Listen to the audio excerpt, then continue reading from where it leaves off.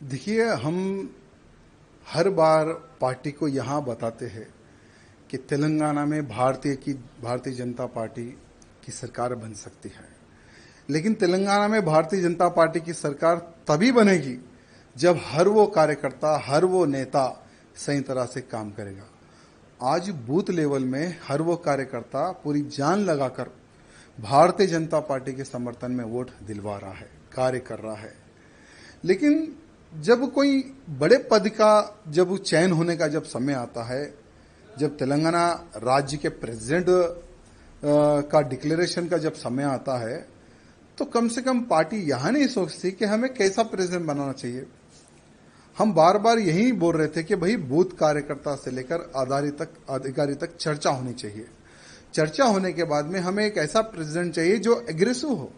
यहाँ तेलंगाना में हिंदू मुस्लिम भाई भाई वाली राजनीति नहीं चलती है। तेलंगाना में सिर्फ हिंदुइज्म चलता है, और जो हिंदुत्व की बात करता है ना, तेलंगाना की जनता उसको सर पर बिठाकर आगे चलती है। चाहे हमारे प्रधानमंत्री मोदी जी हो, हमारे अमित भाई जी हो, जेपी नड्डा जी हो, उन्होंने कईयों सभाएं तेलंगाना में की है। हर सभा में हजारों की संख्या में, लाखों की संख्या में उनकी सभाओं में कार्यकर्ता आते हैं यहां सुनने के लिए कि देश धर्म समाज के लिए आज भारतीय जनता पार्टी क्या कर रही है और क्या करेगी। वहां संदेश सुनने के लिए सभी कार्यकर्ता आते हैं। और आज भी हम भारतीय जनता पार्टी से जुड़े हुए तो हमारे प्रधानमंत्री नरेंद्र मोदी जी को देखकर, अमित भाई जी को देखकर, योगी जी को देखकर, नड्डा जी को देखकर, उनके कार्य को देखकर 2014 में भारतीय जनता पार्टी में हम सम्मिलित हुए। लेकिन दुर्भाग्य देखिए, 2014 से लेकर आज तक इतने तकलीफों का सामना हम लोगों को करना पड़ रहा, बाहर नहीं, पार्टी के अंदर ही। मेरे कॉन्स्टिट्यूंसी को टारगेट करना, मेरे जिले को टारगेट करना, मुझे टारगेट करना, आखिर कितने साल तक मैं सहूं इनका जुल्म। आज देखिए, जब पार्टी प्रेसिडेंट के नॉमिनेशन का आप जो सो नोटिफिकेशन आप डिक्लेयर करते हैं, जब हम जाते हैं भाई हम भी प्रेसिडेंट के लिए हम पूछना चाहते हैं, तो लगभग जो 10 लोगों का जो साइन चाहिए वो 10 के 10 लोगों को डरा के भगा देते हैं। यानी ऑलरेडी ये लोग जो डिसाइड कर लिए उसको हम प्रेसिडेंट बनाएंगे, ऐसा ये लोग डिसाइड कर लिए।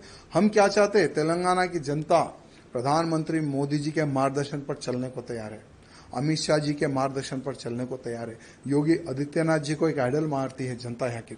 लेकिन दुर्भाग्य क्या है, हम ऐसे काम करेंगे जो प्रेसिडेंट कोई काम ही ना करे, कोई निर्णय ना ले। हम जो बोले प्रेसिडेंट वही काम करेगा, उठो बोलो तो उठो, बैठो बैठो बैठो, ऐसा ही प्रेसिडेंट का अगर आप चयन करेंगे तो कोई कार्यकर्ता पार्टी में काम नहीं करेगा। हमारा भी दम घुट रहा है, इसलिए हमने राम राम किया है आज पार्टी को। लेकिन एक बात है, भले हम बीजेपी पार्टी में रहो या ना रहो, लेकिन मोदी जी के, योगी जी के, अमित भाई जी के हम कट्टर समर्थक रहेंगे।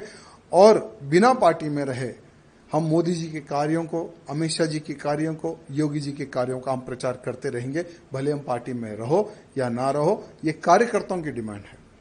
कई महीनों से कार्यकर्ता कैसा प्रेसिडेंट चाह रहे थे जो हिंदूवादी हो, जो हिंदुत्व की बात करे, जो हमारे कार्यकर्ताओं की सुने। आज लव जिहाद बड़े पैमाने पर हो रहा है तेलंगाना में, गौ हत्याएं बड़े पैमाने पर हुई है तेलंगाना में, लैंड जिहाद बड़े पैमाने पर हो रहा है तेलंगाना में। भाई उसको रोकने के लिए कौन रोकेगा? लोग बोलते कि भारतीय जनता पार्टी के अलावा कोई नहीं रोक सकेगा। भारतीय जनता पार्टी की सरकार आएगी तो ही तेलंगाना का हिंदू सुरक्षित रहेगा। लेकिन भारतीय जनता पार्टी की सरकार कैसे आएगी? क्योंकि कुछ जो लोग हैं ना, जो एक नाग की तरह पार्टी को घेर कर बैठे हैं कुछ लोग।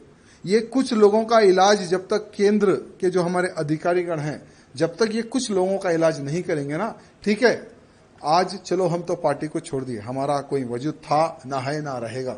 हम एक हिंदू कार्यकर्ता हैं, भले राजनीति से हटकर हम हिंदुत्व का कार्य करते हैं और आगे भी हम हिंदुत्व का प्रचार और हिंदुत्व की सेवा हम करते रहेंगे।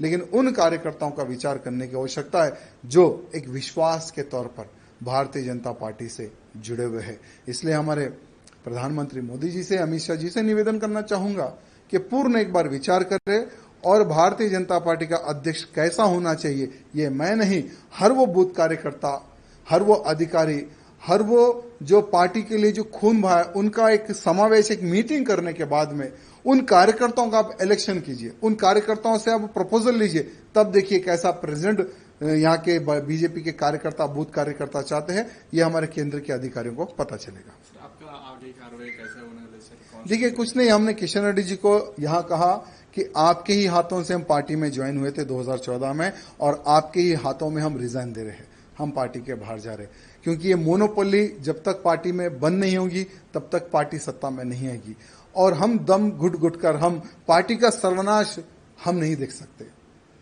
यानी बीजेपी को डुबोने का कार्य कर रहे हैं यहाँ के लोग, यहाँ के कुछ अधिकारीगण जो सत्ता का गलत उपयोग करके पार्टी को डुबोने का जो कार्य कर रहे हैं ना, तो ऐसी डूबती नैया में और पार्टी को डूबते हुए हम नहीं देख सकते, इसलिए हम पार्टी के बाहर आए।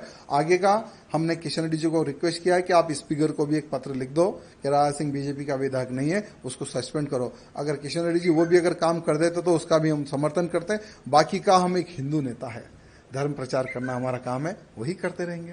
सर, आप इतने साल से पार्टी में रहे, 3 बार आपने बीजेपी में जीते, और आपकी और पार्टी वर्कर्स को क्या बोलना चाहिए सर? मेरे पार्टी के कार्यकर्ताओं से यही निवेदन करना चाहूंगा, ठीक है, ये मेरा व्यक्तिगत निर्णय था, क्योंकि हर इंसान कुछ सालों तक जुल्म सह सकता है, लेकिन कंटिन्यू जुल्म सहयोती शक्ति मेरे पास नहीं है। लेकिन आप लोग पार्टी में रहिए, पार्टी की सेवा करते रहिए, आज नहीं तो कल आपके अच्छे दिन आएंगे।